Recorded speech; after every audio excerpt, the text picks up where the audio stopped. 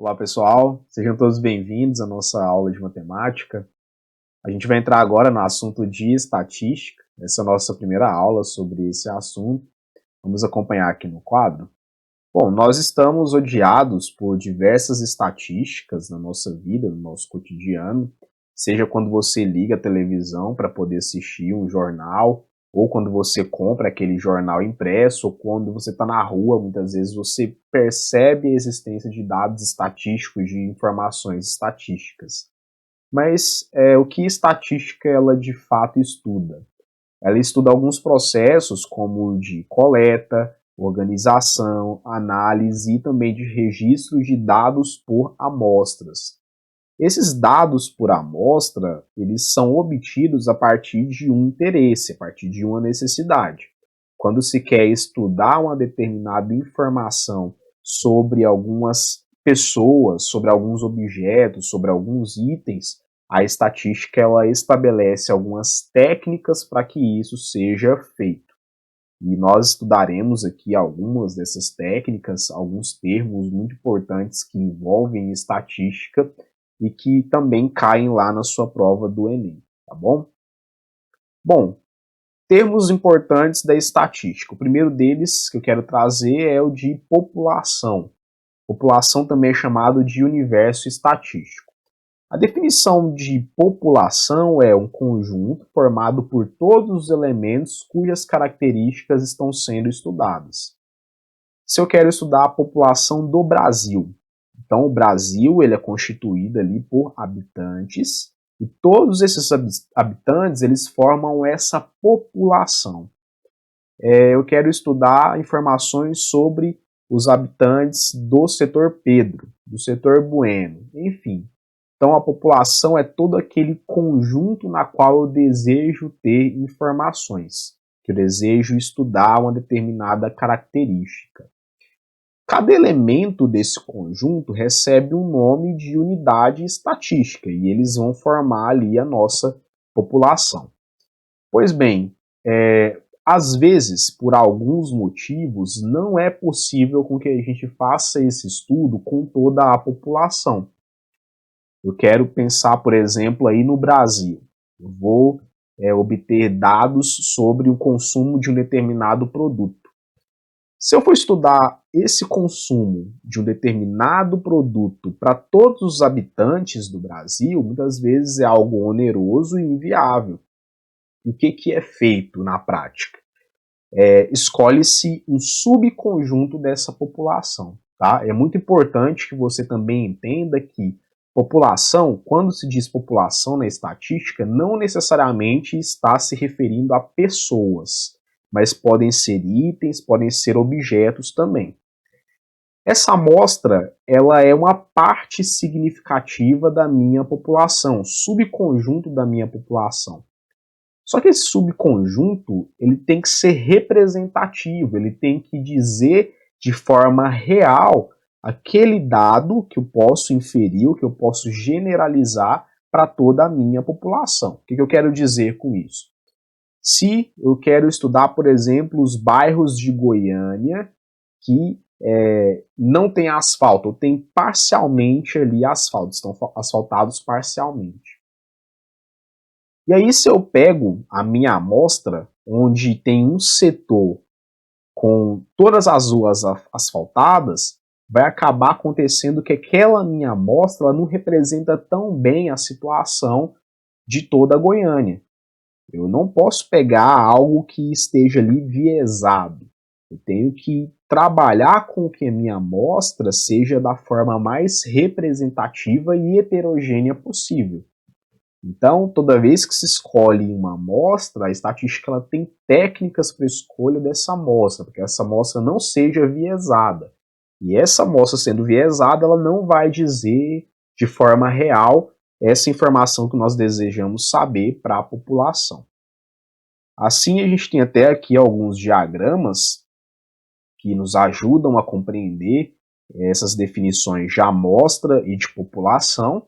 Aqui está o meu conjunto, que é a população, o conjunto de todos os elementos que tem alguma característica que a gente quer estudar, e a amostra, que é esse subconjunto que é formado por uma parcela representativa da população.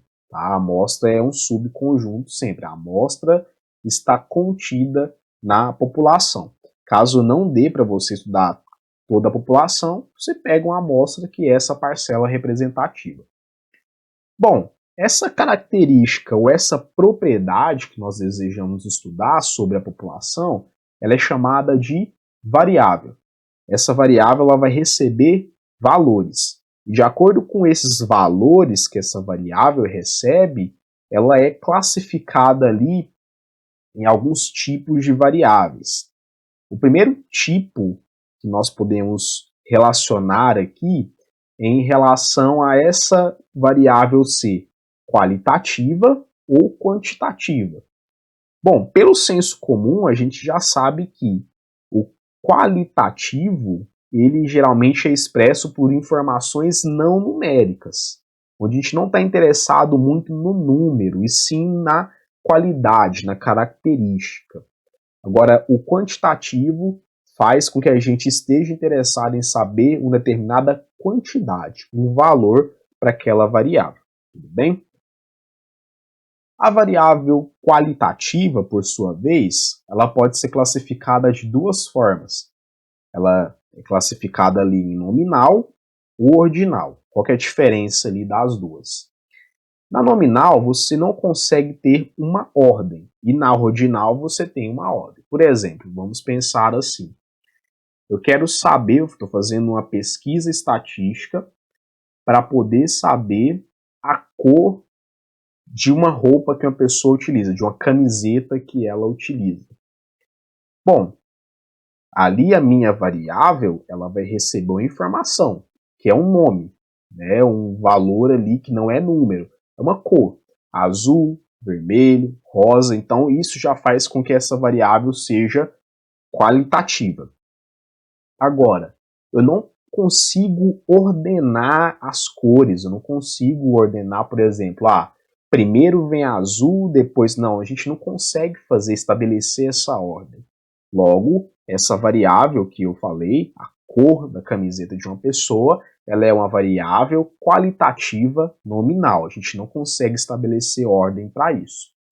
Mas se você resolver pesquisar, por exemplo, a classe social de uma pessoa, você tem ali classe baixa, uma determinada classificação que a gente tem, né? A classe baixa, classe média, classe alta. Tá vendo? Ó, você já está informando valores que não são numéricos, logo a sua variável ela é qualitativa, mas você tem como ordenar. Ó, abaixo, a classe baixa, depois a classe média, depois a classe alta. Tá? Países, subdesenvolvidos, desenvolvidos, aí tem aquelas outras classificações que a geografia lá adota, enfim. Então essa é a diferença entre variáveis qualitativas nominais e ordinais. Passando agora para a coleção ali das variáveis quantitativas, nas quantitativas serão informados números, quantidades.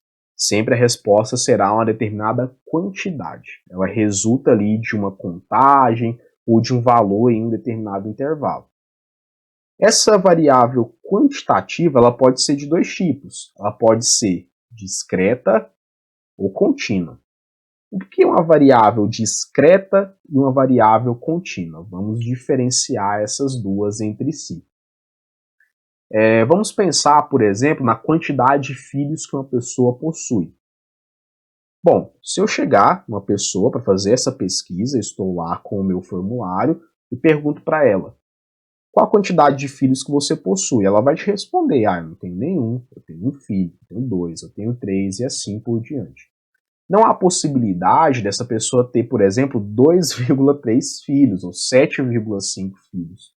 Observe que a gente já não tem uma liberdade tão grande para informar quantidade de filhos. Quantidade de filhos é um valor inteiro, é um valor que não pode ser ali um número, digamos que decimal. Então a pessoa ela vai ter lá ou 0 filhos, ou 1 filho, ou 2 filhos, ou 3 filhos. Isso é chamado de variável quantitativa discreta. tá? Os seus valores eles são obtidos por meio de contagem, e esses conjuntos ali de valores são valores finitos ou enumeráveis, bem? Agora, como é que funciona uma variável quantitativa contínua? As variáveis quantitativas contínuas, elas podem receber valores em um determinado intervalo. O que eu quero dizer com isso? Vamos trabalhar, por exemplo, com a altura. Tá? Se eu coloco aqui, por exemplo, uma altura de 1,70 m e colocar aqui 1,80 m, observe que as pessoas elas podem ter alturas diferentes nesse intervalo. Ela pode ter uma altura de 1,73 m, 1,75 m, 1,72 m, 1,79 m. Então, não são valores discretos, são valores que você pode tomar dentro de um intervalo de forma contínua. Tá? Pode ser uma pessoa que 1,73, vamos supor que seja informada dessa forma, 1,7333, né? É uma possibilidade. Então essa é a diferença ali de uma variável quantitativa contínua. Na contínua você pode tomar um valor dentro de um determinado intervalo. Agora discreto é uma quantidade enumerável, tá? É algo discreto, é enumerável ou então é algo finito. Bom, vamos fazer aqui um exercício para ajudar com que a gente faça essa diferenciação entre esses tipos de variáveis que nós temos. Eu quero resolver o exercício número 1, que diz assim: classifica as variáveis em qualitativas nominais, qualitativas ordinais, quantitativas discretas ou quantitativas contínuas. Tá? Primeiro, eu vou fazer essa classificação em qualitativa e quantitativa. Depois a gente decide as outras especificações. Letra A, o número de alunos da sua sala. Número de alunos, essa informação ela é um valor numérico. Logo, ela tem que ser quantitativa. Essa variável nossa aqui, da letra A, ela é uma variável, a princípio, quantitativa. Quantitativa. A altura dos professores também vai ser quantitativa, uma quantidade, é um valor numérico. Então, ela é quantidade, é quantitativa. Na letra C, ele me pergunta ali sobre a cor do cabelo de determinada pessoa. Cor do cabelo tem que ser qualitativo. Obviamente não é quantitativo, porque a cor do seu cabelo é 2. Não existe isso, tá? Então aqui a gente já tem uma variável qualitativa. Qualitativa. Na letra D, o número de defeitos observados em um equipamento eletrônico. O número desses defeitos. Quantitativa. Quantidade. Variável quantitativa. Passando aqui para a letra E, ele fala sobre os tipos de defeitos observados em cada unidade de determinado produto. E a gente tem uma variável que é qualitativa.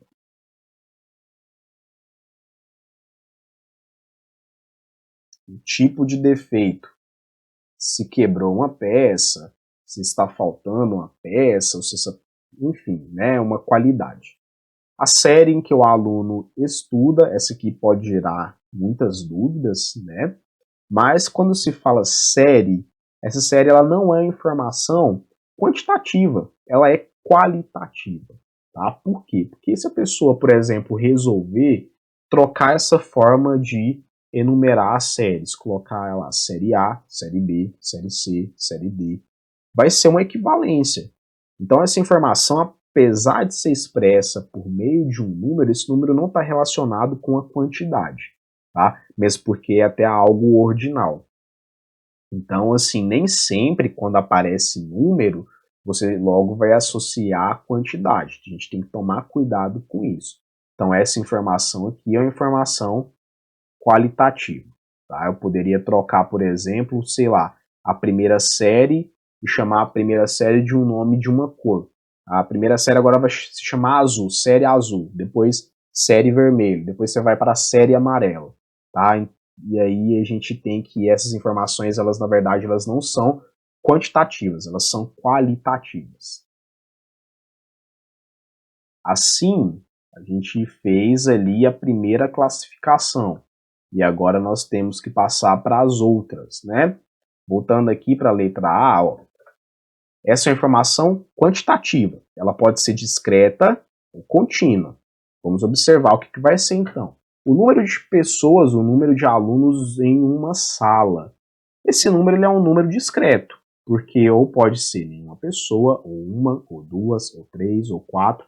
Não permite com que haja, por exemplo, 2,5 pessoas na sala, ou 2,3, ou 7,8. Não há essas possibilidades. Então são valores ali discretos. A gente tem uma quantitativa discreta. Ela assume respostas que são números inteiros. A altura dos professores já é uma variável quantitativa contínua. Nós havíamos trabalhado aqui antes com a altura.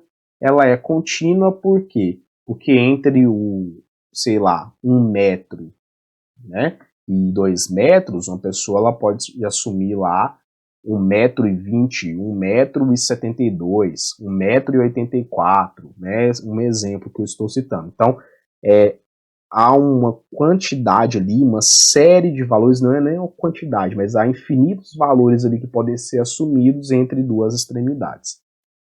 A cor do cabelo de determinada pessoa, a gente tem que lembrar se é ordinal ou nominal. O ordinal é quando a gente consegue estabelecer ordem. Nesse caso, nós não conseguimos estabelecer ordem. Logo, ela tem que ser nominal. Então, é uma variável qualitativa nominal. Na letra D, o número de defeitos observados em um equipamento eletrônico.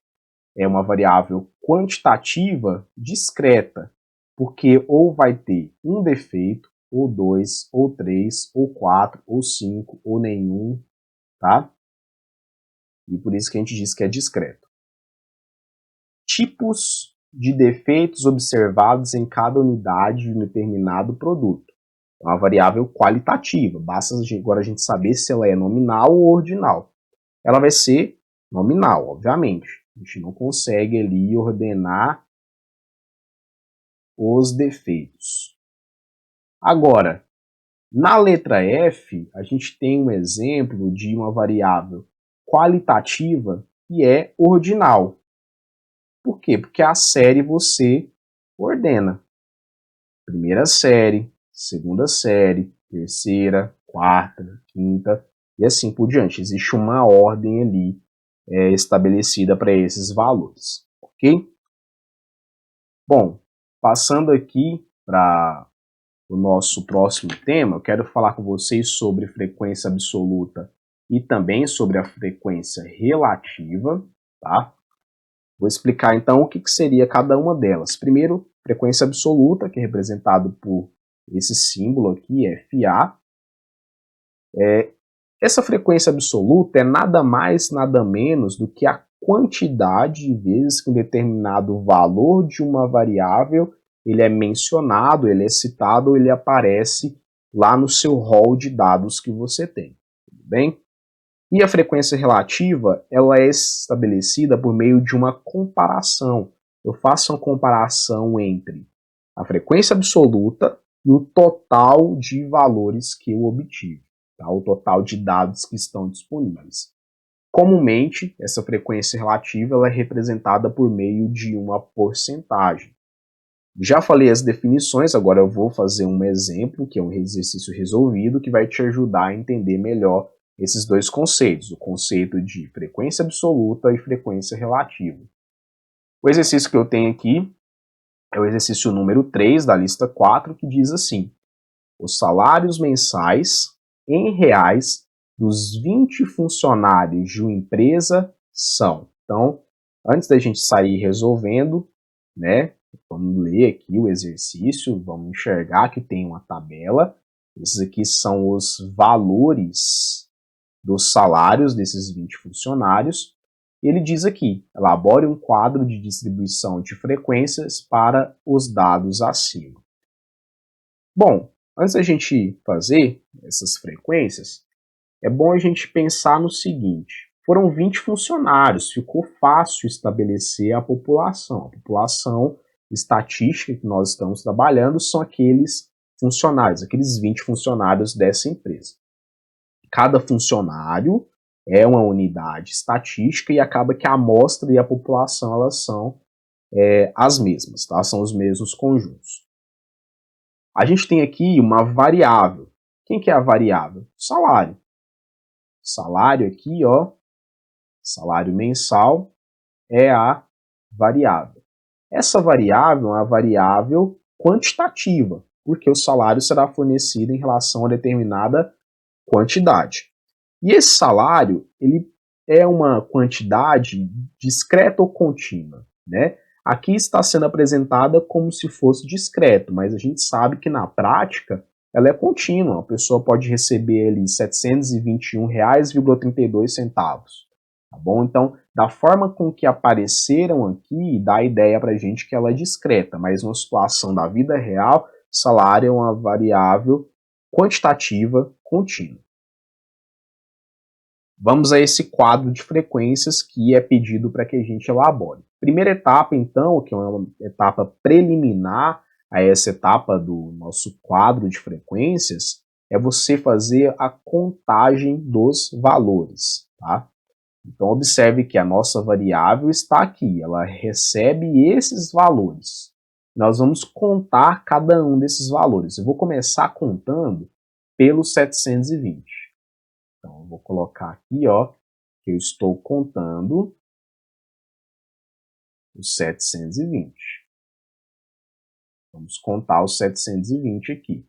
O 720 ele apareceu uma vez, depois ele apareceu aqui novamente, ele apareceu então a segunda vez, depois ele aparece aqui, vou colocar na cor azul ainda, né?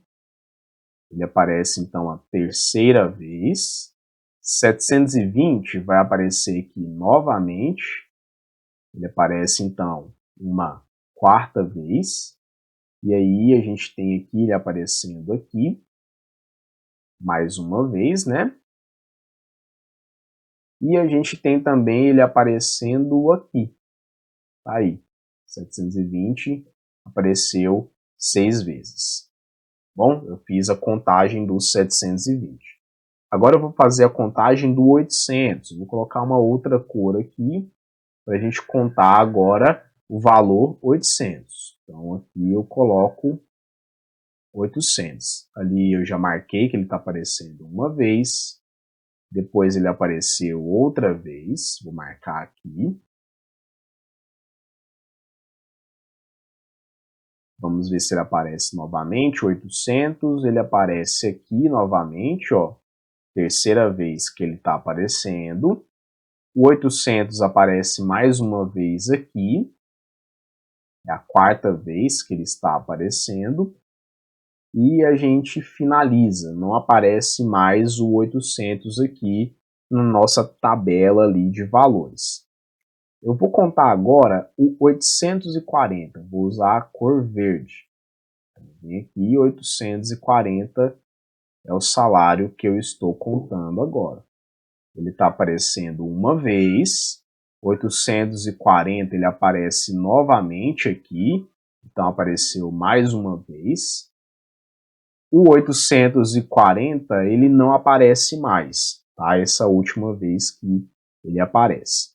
Vamos agora contar os 760, vou usar a cor amarela. Então 760 está aparecendo aqui, 760 apareceu uma vez, Depois 760 apareceu novamente, ou seja, vou marcar aqui mais uma vez na minha contagem. 760 aparece aqui e aparece aqui também. Então, mais duas vezes aqui na minha contagem. O próximo salário que eu vou contar vai ser o de 920. 920. Vou trocar aqui, vou colocar essa cor rosa, tá? O 920 aparece aqui uma vez só. Então, uma única vez o 920. Vou contar agora o 680. 680. Vou marcar aqui com uma outra cor. Vou usar aqui esse laranja. Então, 680. Ele apareceu uma única vez também. Tá aqui o 680. E por último, o 880. 880. Vou pegar essa cor aqui, uma cor só para a gente poder diferenciar esse roxo aqui. 880 aparece aqui e aqui, ou seja, ele apareceu duas vezes, tá? Nós vamos só conferir essa contagem para saber se dá 20, porque tem que dar 20 uma vez que são 20 funcionários. Então aqui eu tenho 6 mais 4, 10, 12, 12 mais 4, 16, 17, 18, 19, 20. Então a nossa contagem ela está certa. Agora eu passo a preencher a nossa tabela de frequências. Eu preciso aqui fazer uma organização. Essa tabela de frequências ela tem que aparecer organizada, porque quem vai ler tem que ser capaz de entender as informações que eu quero expressar na minha tabela. Logo, eu vou colocar esses salários em ordem crescente, do menor para o maior. O menor salário que nós temos aqui é o salário de 680. Então, esse é o primeiro salário que eu vou colocar aqui na minha tabela de frequências, é o 680. Eu já coloquei ali. Depois disso, o outro menor salário, o segundo menor, é o 720. Então, aqui eu coloco 720. Depois eu passo para o próximo salário, que é o de 760. Vou colocar aqui então 760. Na sequência, eu vou colocar o próximo salário, que é o de 800. Então, 800. Em seguida, eu tenho o próximo salário, que é maior, o 840.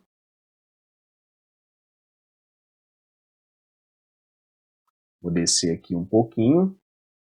E aí a gente vai ter os salários de 880 e o 920. Vou anotar aqui então 880 e o 920. Bom, agora eu preciso preencher primeiro com as frequências absolutas de cada um desses valores. Vamos olhar primeiro então para o 680, que recebeu um único valor, ele apareceu uma única vez nos nossos dados, logo a frequência absoluta dele é 1. Frequência absoluta é muito simples, é só isso. É a quantidade de vezes que aquele determinado valor da variável aparece nos dados que nós temos. O 720, ele apareceu aqui para a gente 6 vezes. Logo, vou colocar aqui o 6. O 760, 4 vezes. Então, a frequência absoluta aqui do 760 é 4. Do 800 é 4 também. Depois do 840, a gente tem uma frequência de 2.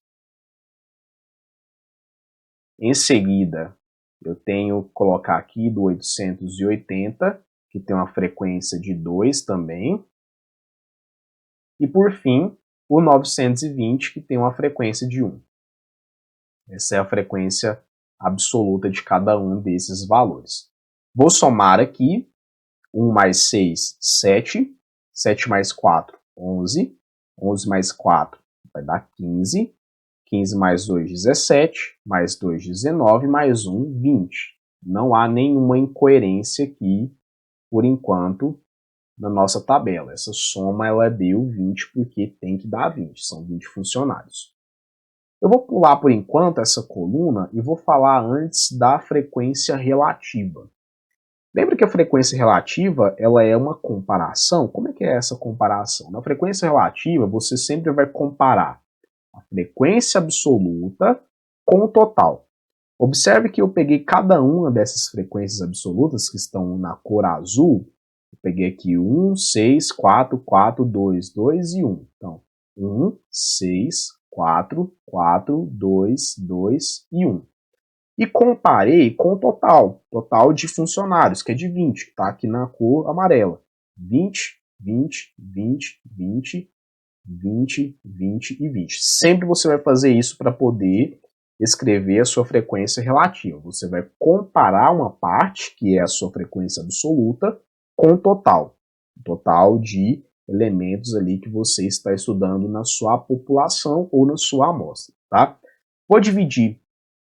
Quando eu divido aqui o 1 pelo 20, a minha resposta ela vai ser 0,05. Essa aqui é a minha resposta de 1 dividido para 20. Tudo bem?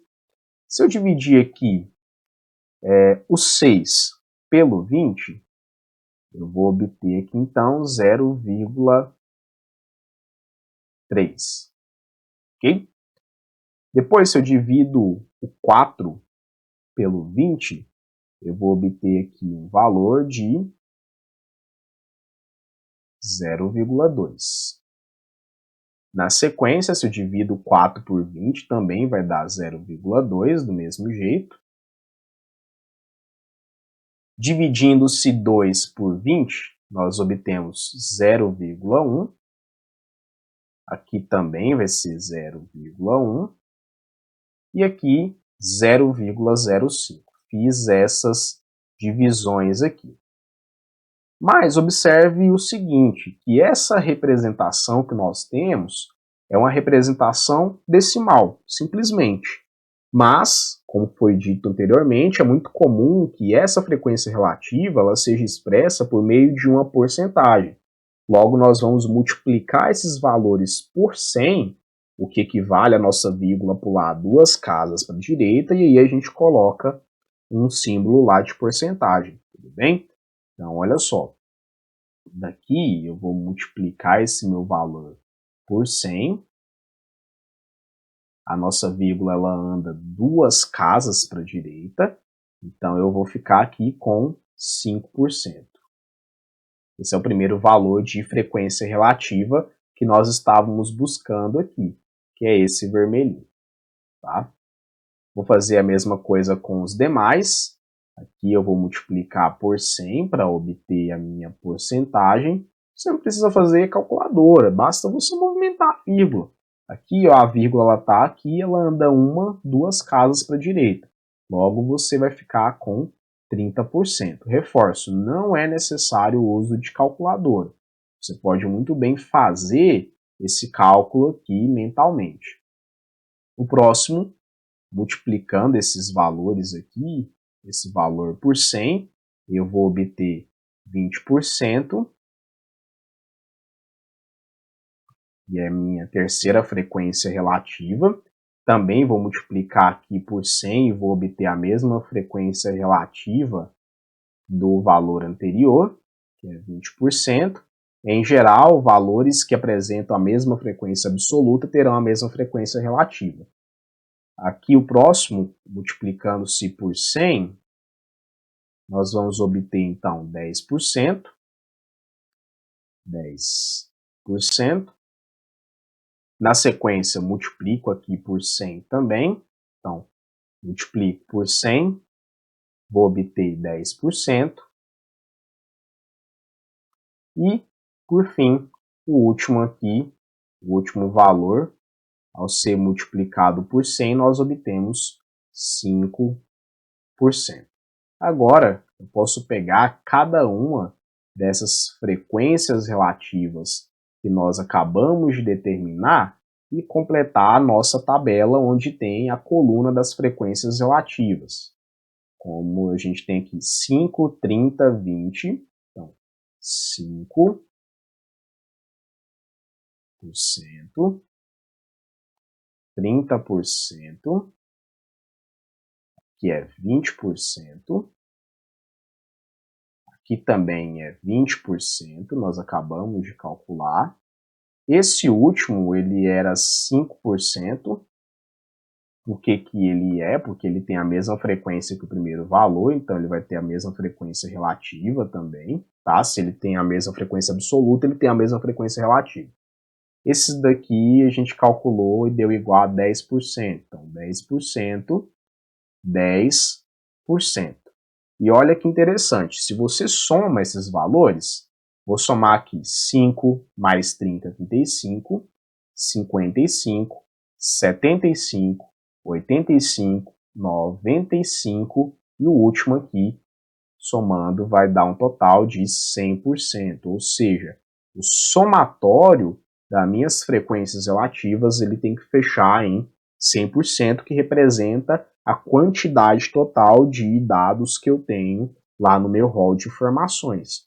Muitas vezes pode acontecer desse valor ele não fechar exatamente em 100%. Por quê? Porque a gente tem arredondamentos. Nós pegamos aqui dados que nos permitem colocar as porcentagens de uma forma muito bem organizada, né? Valores bem bonitos. No entanto, você poderia ter ali valores aproximados e que ao somar todas as frequências, lá no final você não fecha nos 100% certinho. Mas você vai ter que fechar muito próximo, vai ter que dar ali 99,98, algo assim, tudo bem? Bom, agora que a gente já fez as frequências absolutas e frequências relativas, eu só vou terminar com as acumuladas. E que acumuladas seriam essas? A gente tem frequência absoluta acumulada e frequência relativa acumulada. O que significa isso? Você vai entender de uma forma muito simples. Quando você olha para esse primeiro valor, 680, a única frequência absoluta que você tem até o momento é o 1. Então, eu vou repetir aqui na minha frequência absoluta acumulada 1, tudo bem? Agora, quando eu passo para esse segundo valor, eu estou acumulando dois valores. Eu estou acumulando o 1 e o 6. Então, se eu somo 1 mais 6, eu obtenho 7. Tá? Observe que agora, no terceiro valor, eu tenho acumulação de 3. Eu tenho acumulação do 1, do 6 e do 4. 1 mais 6 é 7. 7 mais 4 resulta em 11. É sempre assim. No N valor, você está acumulando N valores. Tá? Aqui, ó, no quarto valor de frequência absoluta, eu estou acumulando 4 valores aqui. Ou seja, 1 mais 6 é 7, 7 mais 4 é 11 e 11 mais 4 é 15. Depois disso, nesse próximo valor, estou acumulando os valores de 1, de 6, de 4 e de 2. 1 mais 6 é 7, mais 4, 11, mais 4, 15, mais 2, eu tenho 17. Depois, quando chego aqui no 880, eu estou acumulando esses valores de frequência absoluta, ou seja, 1 mais 6 é 7, mais 4, 11, mais 4, 15, mais 2, 17, mais 2, 19. E por fim, aqui eu estou acumulando todos esses valores. 1 mais 6, 7, mais 4, 11, mais 4, 15, mais 2, 17, mais 2, 19, mais 1, 20. Você deve ter notado o seguinte, que eu optei por fazer da maneira mais difícil. Fiz sim, tá? Mas é para poder te mostrar que existe agora a forma fácil de se fazer. Como é que é a forma fácil da gente fazer essa frequência acumulada? Basta você fazer o seu zigue-zague. Como é que acontece esse zigue-zague? Você sempre pega o valor de cima e soma aqui. E depois você deposita a resposta de cá. tá? 1 mais 6, ó, se eu somar 1 com 6, eu obtenho a resposta 7. Do mesmo modo, ó, faz aqui o 7 mais 4, eu obtenho o 11. 11 mais 4, você vai obter o 15. 15 mais 2, você vai obter o 17. 17 mais 2, você vai obter o 19. E o 19 mais 1, você vai resultar em 20. Essa é a maneira mais usual de ser feito ali a acumulação das frequências, não da primeira forma com que eu citei, tudo bem? Então a gente já vai fazer rapidamente o valor das frequências relativas acumuladas. Quando você está na primeira linha, você acumulou só o primeiro valor, que é 5%. Agora a gente vai fazer a soma em zigue-zague. 5 mais 30, eu obtenho 35. Depois, 35, que é esse aqui, mais 20, eu obtenho 55. Estou fazendo ali a minha soma em zigue-zague. Depois disso, 55 mais 20, eu obtenho 75%. Depois, 85%, estou fazendo aqui. Somando depois 85 mais 10, eu obtenho 95%. 95% mais 5%, eu fecho nos 100%, tudo bem? É sempre bom você notar que o último valor, o valor total, desculpe, das frequências absolutas, a soma das frequências absolutas tem que coincidir com a última frequência absoluta acumulada. Do mesmo modo das relativas, a somatória das frequências relativas tem que coincidir com a última frequência relativa acumulada. Assim a gente encerra mais uma aula, espero que vocês tenham gostado. Até a próxima.